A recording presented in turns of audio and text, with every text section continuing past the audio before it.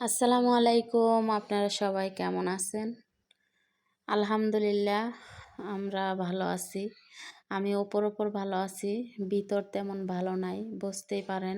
একটা প্রবাসী হাজব্যান্ড যখন অসুস্থ হয়ে পড়ে দূর দেশে প্রবাসে, তখন তার স্ত্রী আর কেমন ভালো থাকে। তো আমি তেমনই ভালো আছি, তারপরও আলহামদুলিল্লাহ।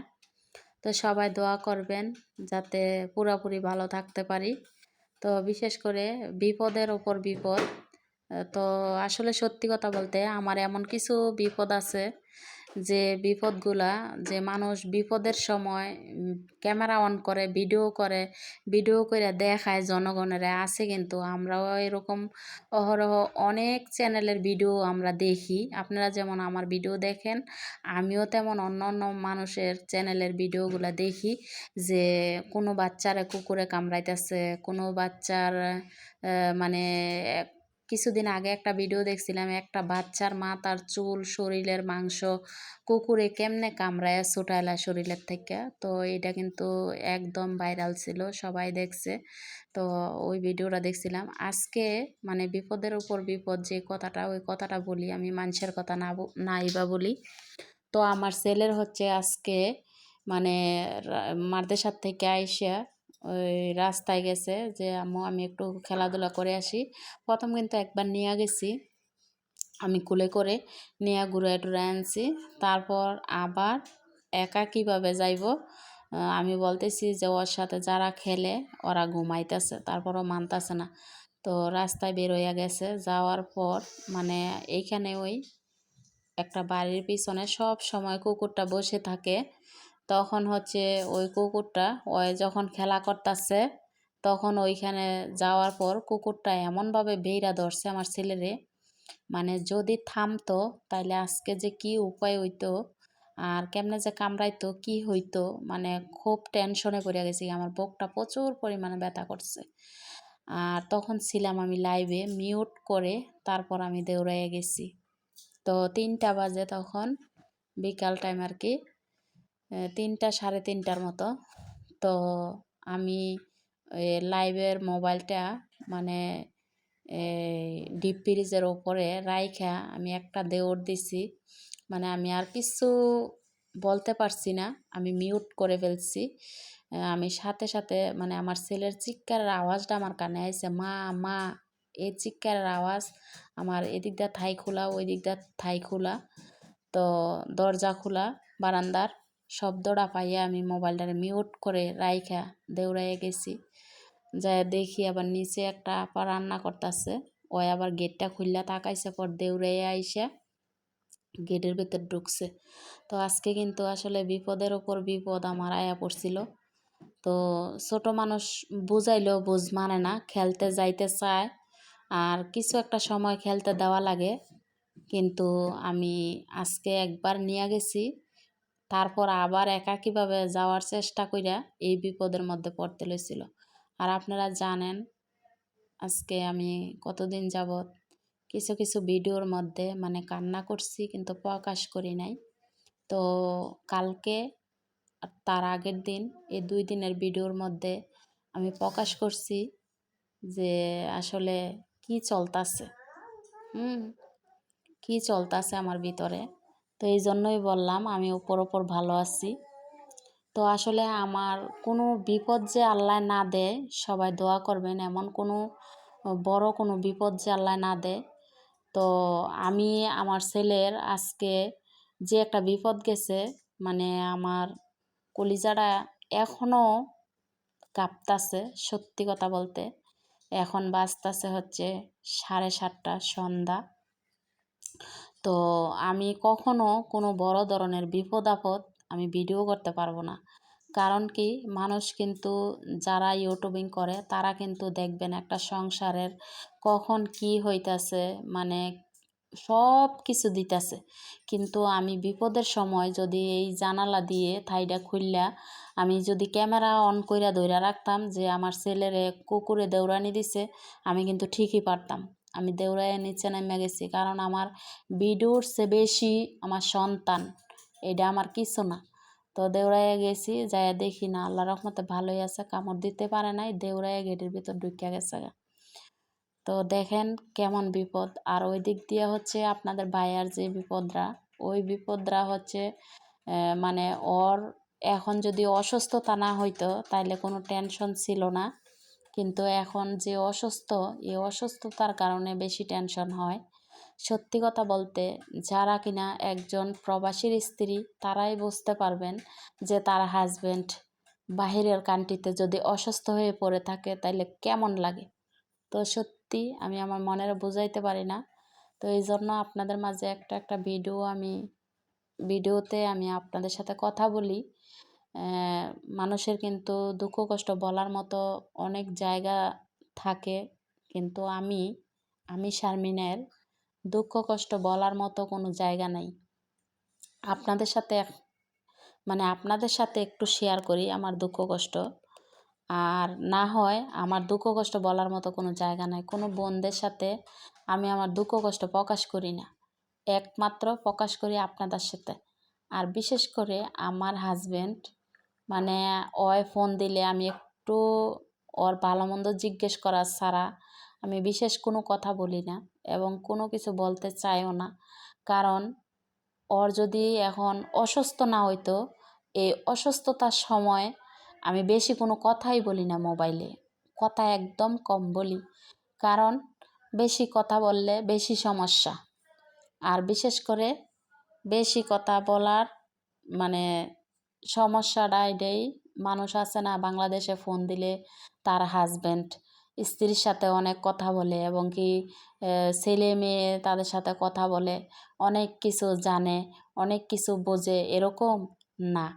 আমিও এত কিছু জানাই না এবং সেও জানতে চায় না, আর আমার এত কিছু জানানোর কোনো দরকারও নাই। তো একটা প্রবাসী হাজব্যান্ড যখন অসুস্থ থাকে ওইখানে, তখন কিন্তু তার মনের মধ্যে এমন কোনো আনন্দ ফিলিংস হয় না যে তার হাজব্যান্ডের সাথে সংসারের বিষয় কোনো কিছু বা তার জীবনের বিষয় কোনো কিছু শেয়ার করব। তো আমি এগুলো শেয়ার করি না। আল্লাহ আমার যেভাবে রাখছে, যেভাবে আল্লাহ চালায়, এভাবে আমি চলি। আর বুঝতেই পারেন বর্তমানে আমার অবস্থাটা খুব খারাপ, কারণ আমি মনের একটু বোঝাইতে পারি না যে সাঞ্জুর বাপে হঠাৎ আবারও এরকমভাবে অসুস্থ হয়ে পড়বো। আমি কিছুতেই মনের বোঝাইতে পারি না। মানুষ কিন্তু আছে অসুস্থ হয় যে ঠান্ডা, জ্বর, কাশি এরকম। আবার কিছু কিছু সময় দেখবেন এই সাঞ্জুর বাপে শীতের সময় কি হইতো, শীতের সময় ওর শীতের সময় ঠান্ডার থেকে এই 2 হাঁটুর মধ্যে খুব সমস্যা হইতো, হাঁটতে পারতো না। আর এখন এই শীত তো গেছে, এই সমস্যায় ভুগছে, আরও অসুস্থ ছিল, মেডিকেলে ভর্তি আছিল। তো এবারকাও আবার ওই এরকমভাবে অসুস্থ হয়ে পড়ছে। বিদেশের বাড়ি যদি একটা মানুষ অসুস্থ হয়ে পড়ে, আরও মানুষ যারা আছে, আমার আত্মীয় স্বজন অনেক আছে, ওরও আত্মীয় স্বজন আছে, কিন্তু সবাই গেছে যার যার কাজের ধান্দায়, যার যার কাজে। ওও তো গেছে কাজের জন্যই। তো যার যার কাজের মধ্যে থাকলে কিন্তু এটা কোনো কারো বাপ মায়ের বাড়ি না যে যখন তখন একজনের কাছে একজন যাইবগা, এরকম কোনো সিস্টেম নাই। তার কাজটা অন্তত শেষ করে তারপর যাওয়া লাগে। আর বিশেষ করে শুক্রবার হইলে একটু যাওয়ার সম্ভাবনা বেশি থাকে। আর শুক্রবার ছাড়া তো যার যার কোম্পানিতে যার যার ডিউটি যুক্ত থাকা লাগে। তো সব কিছু মিলিয়ে আমার হাজব্যান্ডের এখন যে সমস্যাটা, এই সমস্যাটা সত্যি কথা বলতে মনের কিছুতে বোঝানো তো যায় না। আর আমি চাই যে ওর এখন বর্তমানে যে সময়টা কাটাইতেছে, এই সময়টাতে ওর কোনো যদি ঋণটা দেওয়া হয়ে জায়গা, তাহলে এই সময়ে ওর আর বিদেশ করার কোনো দরকার নাই। আমি চাইতেছি এটা, যাতে ওর ঋণ দেওয়া শেষ হইলে ও একবারে বাড়িতে এসে পড়ে। ওর যদি ঋণ দেওয়া শেষ হয় ওরে আমি একটাই কথা বলবো যে ওর কোনো বিদেশের দরকার নাই, ও যাতে একবারে বাড়িতে আসে। আমি আমার 2 ছেলে মেয়ে নিয়ে কিভাবে আসি, কি খাই, কি দাই, কি চলাফেরা করি, কিভাবে আসি, একমাত্র আমিই জানি। তো মেয়ে শ্বশুরবাড়িতেই থাকে বেশি একটা, আমার কাছে কমই আসে। আমি আমার ছেলেরে নিয়ে কিভাবে চলাফেরা করি, কি খাই, কি করি, আসলে সত্যি আমার সংসারের মধ্যে মাসে কত খরচ হইতেছে বা আমার ছেলের পিছনে কত খরচ হয় এবং কি আমার কি কি লাগে না লাগে ওইগুলো কিন্তু মানে আমার মেনটেন করা লাগে। আর আমার হাজব্যান্ডের ওপর আমি তেমন কোনো চাপ সৃষ্টি দেই না যে ওই কোনো চাপ সৃষ্টির কারণে আমার যে ওর কোনো সমস্যা হইব বা ওর মনের মধ্যে কোনো সময় কষ্ট নিব, আমি এমন কোনো কিছু কখনো চাই নাই। কারণ আমি সব সময় আমি চাইছি যে আমি ওর কাছে কিচ্ছু চামো না, ওর কাছে আমার কোনো মানে চাওয়ার দরকার নাই, আমি মনের মধ্যে এটা রাখি। আর জানেন, ওর যদি মানে মনে চায় ও আমারে দিব, কিন্তু কোনো বাধা নাই। কিন্তু আমি চাই এক জিনিস ওর কাছে টানমো বা এক সময় ওর কাছে টাকা থাকবো, এক সময় থাকতো না, আমি এক জিনিস চামো ওর মনে কষ্ট হইব, এরকম নারী আমি না। আমি সব সময় মানে শান্তশিষ্টভাবে থাকতে চাই এবং থাকি। কখনো আমি ওরে কোনো পেশার যন্ত্রণা দিই নাই। কিন্তু ওর অসুস্থতার কারণে ওই যেইভাবে পড়ে আছে, দেখেন কিছু কিছু মানুষে ভাবতাছে যে ওই ইনকাম করতেছে বা ওই ভালো আছে, হ্যাঁ, বউ বাচ্চারা খাওয়াইতেছে অথবা আমরা খায়া চলতাছি, এরকম না। আমি কিভাবে আছি আমি জানি, ওপরের আল্লাহ জানে। আর আমার হাজব্যান্ড যে আমার দিতে পারতেছে না, ওও কিন্তু জানে, ঠিক না? কারণ তার স্ত্রী আমি, তার থেকে হক আমি পানা, কিন্তু ও আমারে দিতে পারে না। ওইটা ও জানে, আমি জানি, ওপর আল্লাহ জানে। কিন্তু মানুষ হয়তো বা এরকমও ভাবতে পারে ও ইনকাম করতেছে, ও আমারে দিতেছে, ও আমারে খাওয়াইতেছে। আমি যে কি পরিমাণে কষ্টে আছি বা আমি যে কি পরিমাণে আমার জীবনটা চলতেছে একমাত্র আমিই জানি। মানে আমার এগুলা কথা আমি পরস্পর সবার সাথে শেয়ার করি না, আর এগুলা কথা সবার সাথে শেয়ার করা ঠিকও না। কারণ এগুলা কথা শেয়ার করা আমি মনে করি না যে যার তার সাথে শেয়ার করা ভালো। যেহেতু আমি সোশ্যাল মিডিয়া আপনাদের সাথে অ্যাক্টিভ আছি, আমার সংসার বিষয় এবং আমার ছেলে মেয়ের বিষয়, আমার স্বামীর বিষয়, সবার বিষয় আপনাদের সাথে আমি শেয়ার করব, এটা সত্যি। কিন্তু আমি যে ওর সাথে চলি, হ্যার সাথে চলি, এর সাথে বলবো, ওর সাথে বলবো, এগুলা বিষয় মানে এগুলা আমি মানে আমার বুকের ভিতর কেমন করে আমি জানি। আমি সবসময় সারাক্ষণ রুমের ভিতরেই থাকি, কারো সাথে এগুলা কথা আমি শেয়ার করি না। আর যে ওরে হ্যারে আমি বুঝামো যে ও টাকা পয়সা দিতে পারে না বা ও এখন ইনকাম করতে পারে না বা ও অসুস্থ হয়ে পড়ে আছে, মানে এগুলা কথা নিজের থেকে যদি নিজের আত্মীয় স্বজনরা না বোঝে, তাহলে কিন্তু আমার বোঝানোর কোনো ক্যাপাসিটি নেই। আর আমার হাজব্যান্ড ওইখানে এইভাবে অসুস্থ হয়ে পড়ে আছে, একমাত্র আমি জানতাছি, বুঝতাছি যে আমার কেমন লাগে। এদিক দিয়ে মানুষের কিন্তু একটা মানে শান্তির জায়গা থাকে, যে বাপ মা ভাই বোন অনেক কিছুই। তো সত্যি কথা বলতে আমি আমার এই কষ্টের কথাগুলো শেয়ার করার মতো আমি মানে জায়গা বের করতে পারি না। আমি আপনাদের সাথে আমার কষ্টের কথাগুলো শেয়ার করি। তো খুব সকালবেলা ঘুম থেকে উঠি 5:30, ফজরের নামাজ পইরা নাস্তা টাস্তা বানায় যে বিছানার চাদরটা পাল্টাইলাম, ছেলেরে নিয়ে যাবো মাদ্রাসায়, এই যে রুটি বানাইছি, ভাজি করছি, ওদিক দিয়ে হাঁসের ডিম সিদ্ধ দিয়ে রাখছি। তো এটা আর কি, কিন্তু মনের ভিতরে একটু শান্তি লাগে না। এগুলা করি ঠিক, এই যে ছেলের ঠান্ডা মানে কাশির জন্য সিরাপ আবারও 3টা আনা হয়েছে।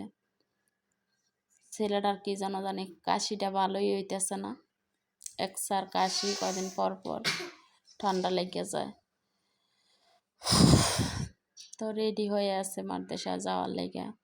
আমিও নিজে অসুস্থ হয়ে গেছি গা, কারণ আজকে আমি কয়দিন যাবৎ আপনাদের ভাইয়ার এই টেনশন করতে করতে মানে আমি নিজেও অসুস্থ হয়ে পড়তাছি। জানি না আমার সংসারটা কী হইব। এখনও আমার ছেলেটা খুব ছোট, এখনও কিচ্ছু বোঝে না ছেলে। মেয়ে তো যাই হোক আলহামদুলিল্লাহ বড় হয়েছে, বিয়ে শাদি দিচ্ছি, মেয়ে তো মেয়ে, ওই মেয়ে বিয়ে দিচ্ছি তার শ্বশুর বাড়িতে। তাই কিন্তু আমার ছেলের কী হইব, ছেলের জন্য তো চিন্তা হয়, টেনশন হয়। ওর বাবা ওদিক দিয়ে অসুস্থ হয়ে পড়ে আছে। ছেলে তো একবারেই ছোট, ছেলে তো নিজের বোঝও বোঝে না। তো মানে সব কিছু বিষয় আসলে ভাবলে খুব অবাক লাগে যে আমার আসলে সুখটা কেড়ে নিল কে? আমার সুখটা কে কেড়ে নিল? আর যার সুখ শুরুতে সুখ, আর যার দুঃখ সারা জীবন দুঃখ, আমার দুঃখটা শুরুতে মানে লাগাই দিছে। তো যাই হোক, মানুষেরও উছিলা আছে আর ভাগ্য আছিল, এটা আর কি। এখন তো সব কিছুই বুঝি, তখন তো আর এত কিছু বুঝতাম না। অন্যায় যেটা করতো ওইটারও ন্যায় মনে কইরা চইলা যাইতাম গা, এই আর কি। তো ভাগ্যটা এইভাবে খুব বেশি খারাপ হয়ে দাঁড়াইছে। ভাগ্যটার কথা বলে শেষ করা যায় না। মানে কে কখন কি করছে, কি হয়েছে, কি এর থেকে কি হইল, কিভাবে আছি, কিভাবে থাকতাছি, কিভাবে খাইতাছি, কিভাবে চলতাছি, মানে সব স্মৃতি এখন আমার মনে পড়ে। তো মানুষেরও ছিলা, আমার ভাগ্যও ছিল। আমি মানুষের দোষী না, আমার ভাগ্যটাই খারাপ। ভাগ্য যদি ভালো হইতো তাহলে সবই ভালো হইতো। আমার ভাগ্য খারাপ, আমার সবই খারাপ। তো সবাই দোয়া করবেন যাতে ভাগ্যটাও একটু ভালো হয় আর দিনটাও যে ভালো কাটাইতে পারি, এই আর কি। তো এই যে দেখেন 12টা 24 বাজে, ছেলেরা আনতে যামু। তো দেখেন কি পরিমাণে বৃষ্টি। তো আর আধা ঘন্টা পর যামু ছেলেরা আনতে। আজকে দুপুরবেলায় বৃষ্টি নেমে গেছে। তো আমি সত্যি কথা মানে আমার ভিতরের কষ্টগুলো না আমি সহ্য করতে পারি না, এই জন্য বলা শুরু করছি আপনাদের সাথে, যাতে করে সবাই আমার জন্য দোয়া করবেন। আমি কেমন আছি বুঝতে পারবেন। আমি মইরা গেলেও এগুলো আমার স্মৃতি হয়ে থাকবো আপনাদের মাঝে, এই আর কি। সবাই ভালো থাকবেন, সুস্থ থাকবেন।